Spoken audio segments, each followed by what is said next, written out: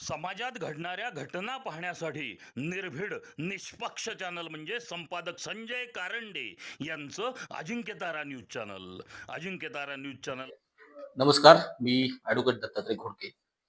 सातारा जिल्हा परिषदेच्या अनुषंगानं अध्यक्ष उपाध्यक्ष पदाची जी निवडणूक झालेली आहे, त्या निवडणुकीच्या अनुषंगानं राष्ट्रवादी काँग्रेस पक्षाच्या वतीनं अध्यक्षपदासाठी ज्या उमेदवारानं त्या ठिकाणी त्यांचं नामनिर्देशन पत्र भरलेलं होतं, मनीषा योगेश फडतरे उर्फ मनीषा संभाजी भोसले, त्यांचं जी निवडणूक झालेली होती ती निवडणूक नागरिकांचा मागास प्रवर्ग महिला औंध जिल्हा परिषद गटामधून त्या ठिकाणी निवडून आलेले आहेत.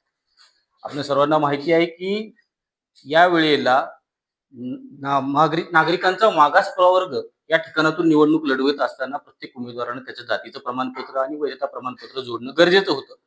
परंतु ज्यांच्याकडे वैधता प्रमाणपत्र नाही त्यांनी त्यांचं जातीचं प्रमाणपत्र समितीकडे वैध करून घेण्यासाठी पाठवलेलं आहे आणि त्या अनुषंगाने पोच जर नामनिर्देशन पत्रासोबत जोडली तर ते नामनिर्देशन पत्र वैध होत होतं. अशा अनुषंगाने त्यांनी त्या ठिकाणी निवडणुकीमध्ये त्यांचं नागरिकांचा मागास प्रवर्ग कुणबी या जातीचं प्रमाणपत्र जोडलं नामनिर्देशन पत्रासोबत आणि त्यांनी ती निवडणूक लढवलेली होती. आणि जिल्हा जात प्रमाणपत्र पडताळणी समिती सातारा यांच्याकडे ते प्रमाणपत्र वैधतेसाठी पाठवण्यात आलेलं होतं. ते त्या ठिकाणी प्रलंबित असताना त्या प्रकरणामध्ये 2 जणांनी प्रामुख्याने तक्रारी दिल्या.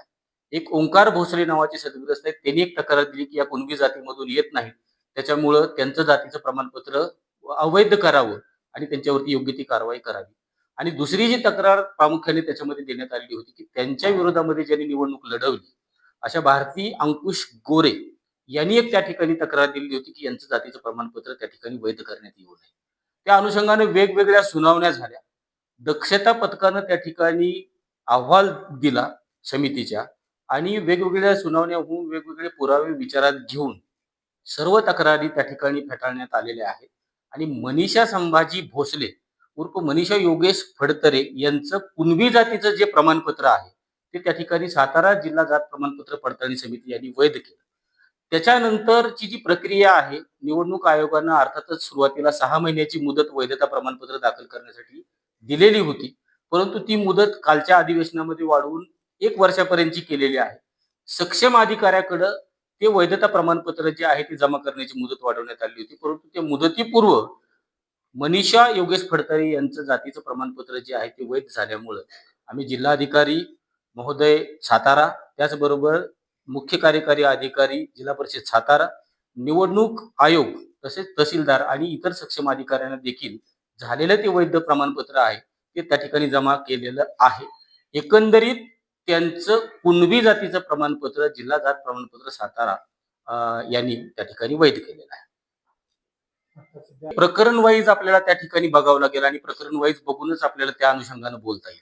त्याच्या अगोदर नंतर आपल्याला त्या प्रकरणामध्ये ज्या वेळेला आपण बघू कागदपत्र, मी पर्टिक्युलरली हे प्रकरण चालवलेलं असल्या कारणानं मी लिमिटेड या प्रकरणापुरतं त्या ठिकाणी बोलू शकतो की हे प्रकरणामधले आलेले पुरावे असतील तर त्या अनुषंगाने मी त्या ठिकाणी बाजू मांडली आणि समितीने ते सगळं विचार करून आमची बाजू न्यायाची समितीला वाटली आणि समितीने तो विचार करून त्या ठिकाणी ते प्रमाणपत्र वैध केलेलं.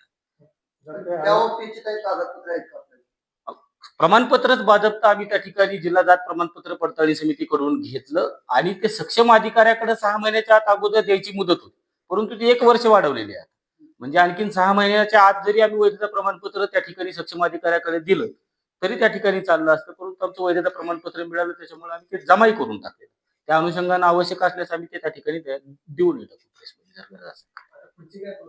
तर पुढची काय नाही, आता काय होतं ना ह्याच्यामध्ये, जो सदस्य मुदतीमध्ये वैधता प्रमाणपत्र जमा करणार नाही त्याचं त्या ठिकाणी भूतलक्षी प्रभावानं सदस्यत्व जे आहे ते रद्द होतं.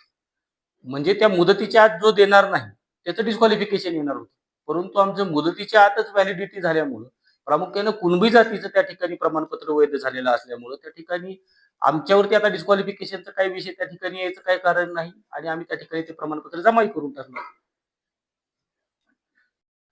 समाजात घडणाऱ्या घटना पाहण्यासाठी निर्भीड निष्पक्ष चॅनल म्हणजे संपादक संजय कारंडे यांचं अजिंक्यतारा न्यूज चॅनल.